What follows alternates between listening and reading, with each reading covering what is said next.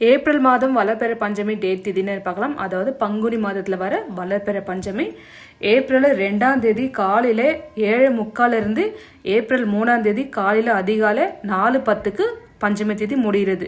So நம்மளுக்கு வழிபடுறது புதன்கிழமை அன்றைக்கி தான் நம்ம வழிபட முடியும். ஸோ புதன்கிழமை காலையில் ஒரு 8 மணிலேருந்து இரவு 10 மணி வரைக்கும் நீங்கள் எப்போனாலும் வழிபடலாம். ஸோ திதி நேரம் நம்மளுக்கு முக்கியம்.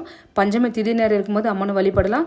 ஸோ குறிப்பாக சொல்லணுனாக்கா இரவு நேரத்தில் 6 மணிலேருந்து 10 மணிக்குள்ளே நீங்கள் வழிபட்டால் ரொம்பவுமே சிறப்பு. ஏன்னா அம்மனுக்கு வந்துட்டு இரவு நேரத்தில் வழிபடுறது ரொம்பவுமே சிறப்பு. ஸோ 6 மணிக்கு மேலே ஒரு 10 மணிக்குள்ளே நீங்கள் பண்ணுறதா இருந்தால் பண்ணிக்கலாம்.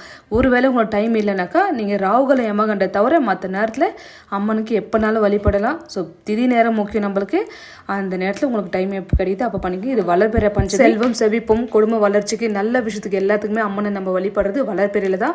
ஸோ நீங்கள் ஏற்ற வேண்டிய தீபத்தில் குங்குமம் பூவு ஜவ்வாது பொடி இது எது கிடைச்சாலும் போட்டு ஏற்றுனா ரொம்பவும் சிறப்பு. முடியாதவங்க நெய் தீபம் ஏற்றுங்க.